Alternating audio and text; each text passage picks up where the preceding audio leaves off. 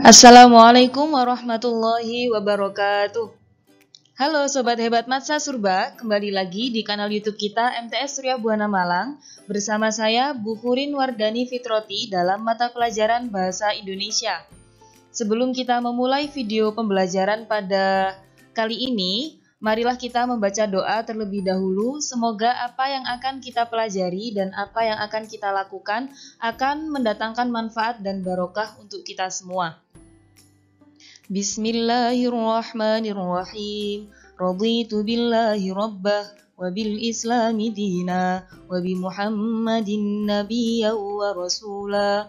Rabbi zidni ilma warzuqni fahma waj'alni min ibadika shalihin. Amin. Baik Sobat Hebat, pada video pembelajaran kali ini kita akan belajar mengenai struktur dan ciri kebahasaan teks tanggapan. Kompetensi dasar pada materi ini yakni menelaah struktur dan kebahasaan dari teks tanggapan yang temanya bisa berupa lingkungan hidup, kondisi sosial, keragaman budaya, dan lain-lain, berupa kritik, sanggahan, atau pujian yang didengar atau dibaca. Selanjutnya, tujuan pembelajaran dari kompetensi dasar tadi yakni menganalisis struktur teks tanggapan beserta buktinya dan menganalisis aspek kebahasaan teks tanggapan beserta buktinya. Baik Sobat Hebat, langsung saja yang pertama materi yang kita pelajari ialah struktur teks tanggapan. Yang pertama ada yang namanya konteks. Konteks ini isinya apa yang ditanggapi. Hal apa yang akan kita tanggapi, apakah itu karya tulis atau karya seni atau sebuah pertunjukan atau film, pertunjukan drama juga boleh, atau fenomena sosial atau fenomena alam, dan menggunakan bahasa yang deskriptif atau menguraikan secara jelas, secara apa adanya. Kemudian struktur yang kedua yakni deskripsi.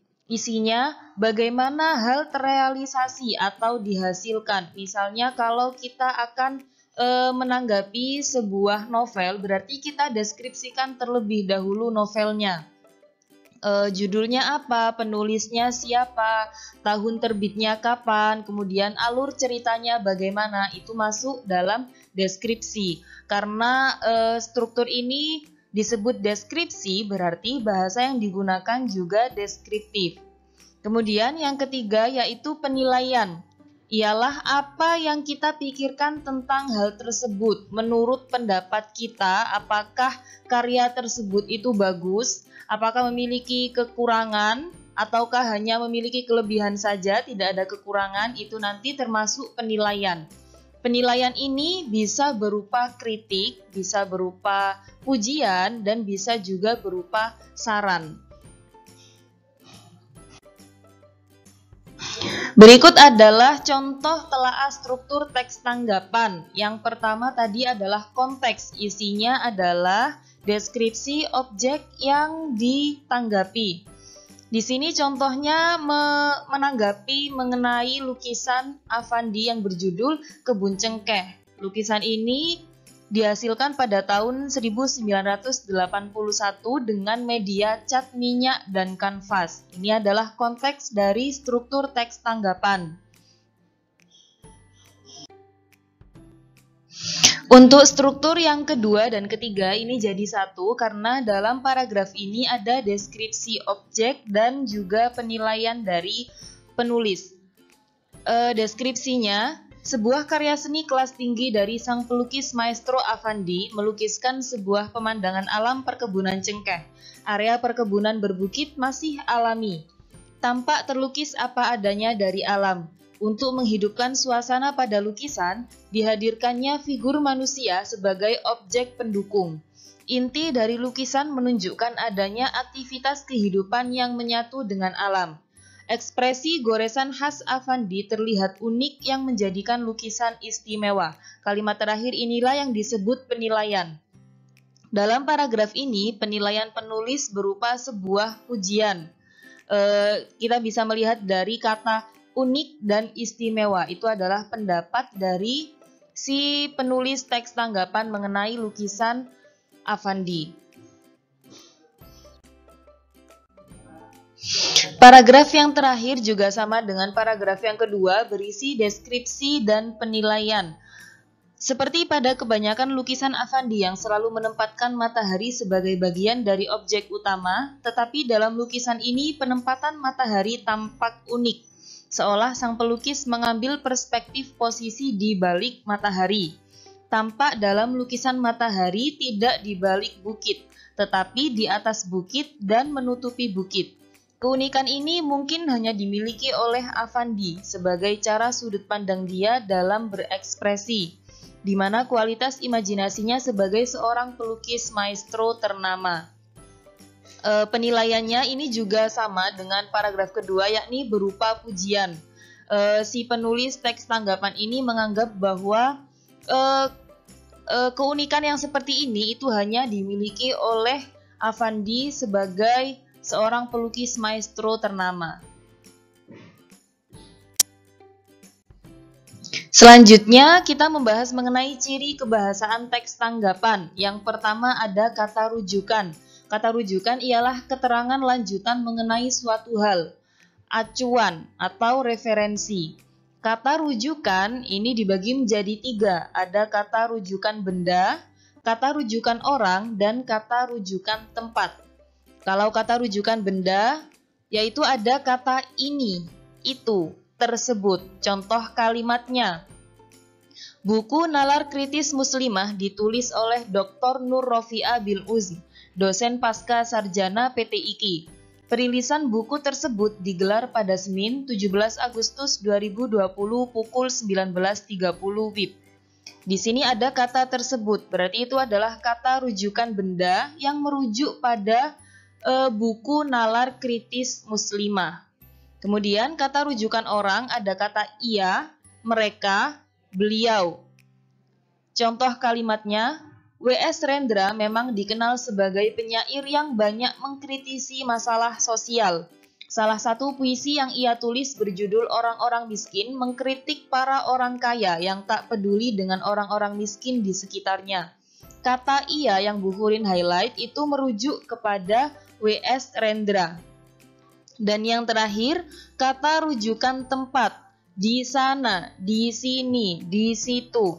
Contoh kalimatnya, ajang kreativitas siswa telah berhasil digelar oleh Matsa Surba di Aula Universitas Gajayana. Di sana, para siswa unjuk kebolehan mereka sesuai dengan bakat minat yang mereka ikuti. Kata di sana merupakan kata rujukan tempat yang merujuk ke Universitas Gajayana, ke Aula Universitas Gajayana, tempat diselenggarakannya ajang kreativitas siswa atau AKSIS.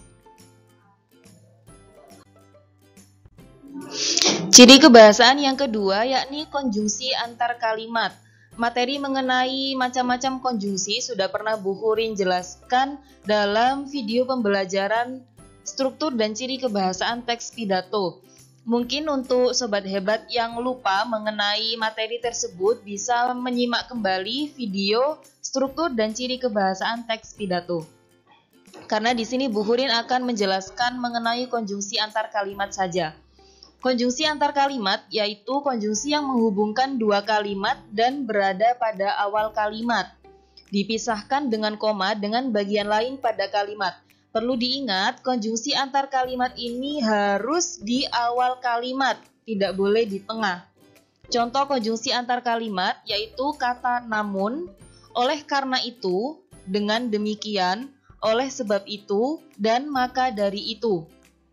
Ini adalah contoh paragraf yang mengandung konjungsi antar kalimat.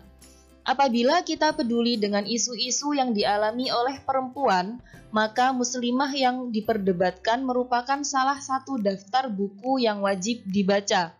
Melalui bukunya ini, Kalis Mardiasih mengajak kita menelaah problema-problema yang dihadapi perempuan. Beberapa topik yang diangkat memang bisa dikategorikan sebagai topik yang berat. Namun, Mbak Kalis mampu mengemasnya dengan bahasa yang santai sehingga mudah dipahami oleh pembaca. Kata namun di sini ada di awal kalimat karena dia merupakan konjungsi antar kalimat. Fungsi dari kata namun dan tetapi itu sama, tetapi kata tetapi harus ada di tengah kalimat, sedangkan kata namun ada di awal kalimat. Dan ciri kebahasaan teks tanggapan yang terakhir yakni kalimat deskriptif, yakni kalimat yang memberikan penggambaran secara jelas mengenai suatu hal. Sama seperti contoh yang menelaah struktur teks tanggapan tadi, ada deskripsi dari objek yang ditanggapi menggunakan kalimat deskriptif. Itu kan berarti harus menggambarkan objek atau hal yang ditanggapi secara jelas. Contohnya, komunitas teater lonjeng yang tergabung di bawah naungan Himpunan Mahasiswa Sastra Indonesia Fakultas Sastra Universitas Pamulang telah menggelar pementasan teater berjudul Demit karya Heru Kesawamurti pada tanggal 11 sampai 12 Oktober 2019 lalu. Teater tersebut berlokasi di Gedung Amfiteater Taman Kota II. Pementasan yang disutradarai oleh Yus ini berhasil memboyong kurang lebih 150 penonton. Penonton membludak pada Sabtu malam, yakni kurang lebih 170 penonton. Yus berhasil mengemas cerita lakon Demit menjadi suatu cerita komedi yang menghibur. Nah, ini kalau kalian ingin meneruskan kalimat ini bisa, berarti mendeskripsikan bagaimana pementasan drama Demit ini. Kalau yang paragraf ini mendeskripsikan suasana yang ada di Gedung Amfiteater Taman Kota II. Itu namanya kalimat deskriptif. Kita menggambarkan sesuatu secara jelas. Baik sobat hebat, hari ini kita sudah belajar mengenai struktur dan ciri kebahasaan teks tanggapan. Terima kasih sudah belajar hari ini. Semoga bermanfaat dan sampai bertemu dalam video pembelajaran berikutnya. Sekian dari Bu Hurin. Assalamualaikum warahmatullahi wabarakatuh.